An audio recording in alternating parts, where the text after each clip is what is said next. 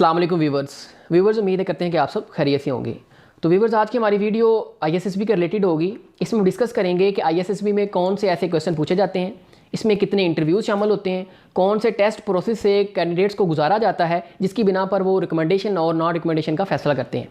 तो ये वीडियो उन स्टूडेंट्स के लिए बहुत ज़्यादा इंपॉर्टेंट होगी जो फर्स्ट टाइम अपेयर हो रहे हैं आईएसएसबी में, क्योंकि अगर देखा जाए ना रेशोज़ के हवाले से कि हमारे पास आईएसएसबी की रेशो को देखें तो हमारे पास जस्ट 10% रिकमेंडेशन रेशो है फर्स्ट अपेयरेंस वालों की, और अगर जो रिपीटर होते हैं जो सेकंड टाइम अपेयर होते हैं आईएसएसबी में उनकी रेशो इनसे खातर थोड़ी सी बेहतर है, उनकी रेशो होती है 16%। लेकिन जो आईएसएसबी का मतलब है वह इंटर सर्विसेज सिलेक्शन बोर्ड, और ये जो अदारा है हमारे पास पाकिस्तान के क़याम के बाद 1952 में वजूद में आया, जिसका काम था कि पाकिस्तान आर्मी के लिए अच्छे अच्छे ऑफिसर्स को सिलेक्ट करना। तो इसका एक अपना क्राइटेरिया होता है, इनका अपना ही एक निज़ाम होता है जिसके ज़रिए वो स्टूडेंट्स को चेक करते हैं कि क्या इनमें वो लीडरशिप क्वालिटी मौजूद है, क्या वो पाकिस्तान आर्मी को लीड कर सकते हैं, क्या इनमें डिसीजन मेकिंग पावर है, इनकी कम्युनिकेशन स्किल कैसी है, वगैरह वगैरह, जो आगे हम वीडियो में डिस्कस करेंगे। ठीक है, तो ये वीडियो आपने स्टार्ट से लेकर एंड तक देखनी है, ये स्टूडेंट्स के लिए बहुत ज़्यादा इंपॉर्टेंट होगी। तो ये वीडियो स्टूडेंट आपने स्टार्ट से लेकर लास्ट तक देखनी है। अगर आप चैनल पे न्यू हैं तो सबसे पहले चैनल को सब्सक्राइब करें और साथ में बेल आइकन के बटन को भी प्रेस कर दें, ताकि आपको इस तरह की इंपॉर्टेंट वीडियोस का नोटिफिकेशन बर वक्त मिलता रहे और आप इसे इस्तेफादा हासिल कर सकें। ठीक है जी, तो स्टूडेंट्स बढ़ते हैं अपनी वीडियो की जानब। तो हम बात कर रहे थे जो आईएसएसबी होती है वो अपने 26 फील्ड का टेस्ट लेती है, जिसमें मुख्तलिफ फील्ड शामिल हैं। अगर पाकिस्तान आर्मी की बात की जाए तो शॉर्ट एंड में आपको बताऊँ कि उसमें पाकिस्तान PMA यानी कि पाकिस्तान मिलिट्री अकेडमी के टेस्ट होते हैं, उसमें SSC आ जाती है, उसमें हमारे पास लेडी कैडेट के आ जाते हैं कुछ टेस्ट, और इस तरह एयरफोर्स, इस तरह पाकिस्तान नेवी के कुछ प्रोसीजर्स टेस्ट शामिल होते हैं। ठीक है, उसके अलावा से आपको एक वीडियो बताएंगे कि कौन कौन से ऐसे फील्ड हैं, उसमें एज रेंजेस कितनी है हमारे पास, और उसके अलावा हमारे पास क्वालिफिकेशन की क्या रेंज होती है। तो स्टूडेंट्स, जो ISSB होती है इसमें हमारे पास बेसिकली 3 इंटरव्यूज़ कंडक्ट किए जाते हैं। उन इंटरव्यूज़ में पहला इंटरव्यू हमारे पास डिप्टी का इंटरव्यू होता है, जिसे डिप्टी प्रेसिडेंट कहते हैं। उसके बाद हमारे पास एक साइकोलॉजिस्ट इंटरव्यू लेता है।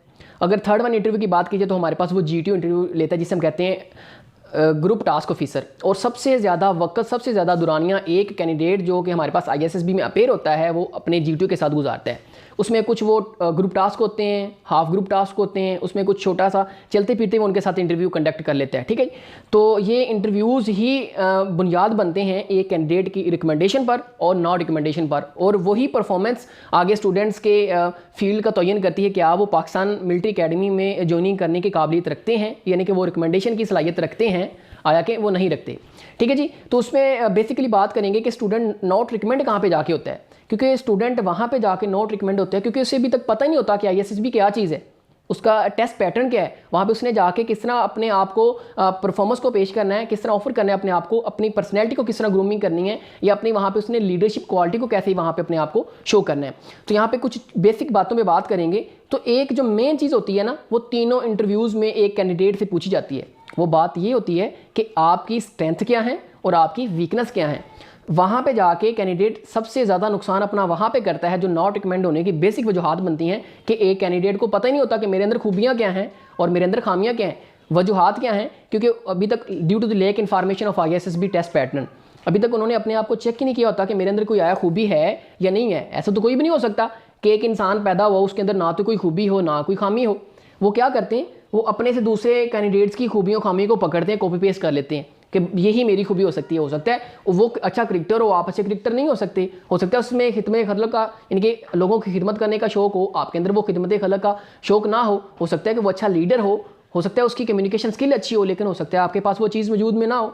तो लिहाजा कभी भी एक स्टूडेंट ने दूसरे स्टूडेंट की स्ट्रेंथ और वीकनेस को कॉपी पेस्ट नहीं करना, क्योंकि वहाँ पे जो प्रोफेशनल बैठे होते हैं आपका इंटरव्यू ले रहे हैं, वो उनका कोई फर्स्ट टाइम तो नहीं है, उन्होंने 2-2 हज़ार स्टूडेंट्स का इंटरव्यू लिया होता है। अभी तक उन्हें ये नहीं पता चलेगा कि कौन सा शख्स कॉपी पेस्ट कर रहा है अपनी स्ट्रेंथ और वीकनेस को और कौन सा बाय बर्थ बोल रहा है। तो ये बेसिक चीज़ होती है रिकमेंडेशन और नॉन रिकमेंडेशन के बारे में। ठीक है, तो आपको मैं एक बहुत ही आसान तरीका शेयर करता हूँ जिससे आप अपनी खूबियों और खामियों का तयन कर सकते हैं। आप इस तरह करेंगे, आप एक कॉपी पेंसिल लें, एक साइड पर बैठ जाएँ और अपने सामने कंसिडर करें किसी भी पर्सनैलिटी को, अपने भाई बहन दोस्त कोई भी, आप उससे सोचें कि इसके अंदर कौन सी खूबियाँ हैं कौन सी खामियाँ, एक लाइन बाय लाइन से लिखते जाएँ, स्ट्रेंथ को भी लिखें और वीकनेस को भी लिखें। उसके बाद जेन्युइन तौर पर खुद के अंदर ऑब्जर्व करें क्या इनमें से मेरे अंदर कोई खूबी मौजूद है या कोई खामी है, कुछ ना कुछ तो मैच हो रहा होगा ना, कुछ मेरी खूबियाँ हैं, यानी कि मेरे से अंदर लीडरशिप क्वालिटी है या नहीं है, डिसीजन मेकिंग पावर है या नहीं है, मैं अच्छा बोल सकता हूँ, मेरे लोगों के साथ अखलाक कैसा है, या मेरी वीकनेस क्या है वगैरह वगैरह। तो उनमें से आपको अच्छी अच्छी आपके लिए स्ट्रेंथ और वीकनेस मिल जाएंगी।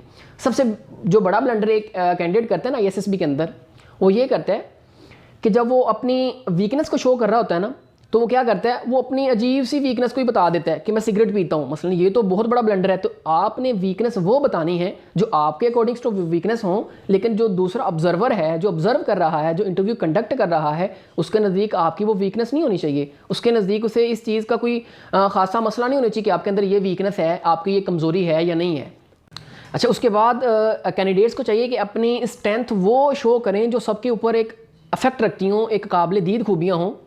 अच्छा, उसके बाद मैं आपके साथ ये भी डिस्कस करूंगा कि कौन सी खूबियां अगर नहीं है तो वो खुद को पक्का नॉट रिकमेंड समझे, वो कैंडिडेट कभी भी ISSB में रिकमेंड नहीं हो सकता।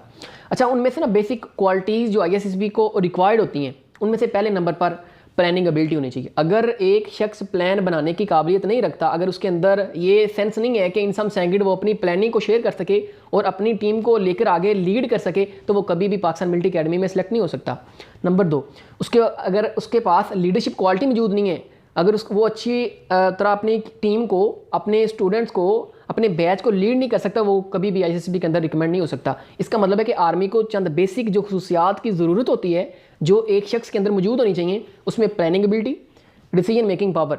नंबर 3 पे हमारे पास है कम्युनिकेशन स्किल, डील करना आना चाहिए। कम्युनिकेशन स्किल बहुत ज़्यादा इंपॉर्टेंट रखती है ISSB की रिकमेंडेशन के अंदर, ठीक है जी। तो ये कुछ बेसिक ऐसी खूबियां हैं जो एक कैंडिडेट को चाहिए कि अपने अंदर वो पैदा करे, और इनको अच्छे तरीके से जज किया जाता है जब GTO आपके साथ अपने 3 दिन गुजारता है। वो आपके साथ कुछ हाफ ग्रुप टास्क लेता है, कमांड टास्क लेता है, फुल ग्रुप टास्क लेता है। उसमें आपका इंटरेस्ट, आपकी लीडरशिप क्वालिटी, आपकी decision making power as it is आपकी वो ज़ाहिर हो जाती है। आप किस तरह डील कर रहे हैं, आपकी कम्युनिकेशन स्किल कैसी है, आप अपने जो ग्रुप है, अपना जो बैच है, उसे किस तरह आगे लेके चल रहे हैं, ठीक है जी। तो ये वो खूबियाँ हैं जो कि एक रिकमेंडेशन के लिए बहुत ज़्यादा ज़रूरी होती हैं एक कैंडिडेट के अंदर। तो स्टूडेंट्स को चाहिए कि जब भी वो ISSB के लिए अंदर जाएँ, सबसे पहले अपने अंदर खूबियाँ और खामियाँ यानी कि स्ट्रेंथ और वीकनेस का तयन करके जाएँ।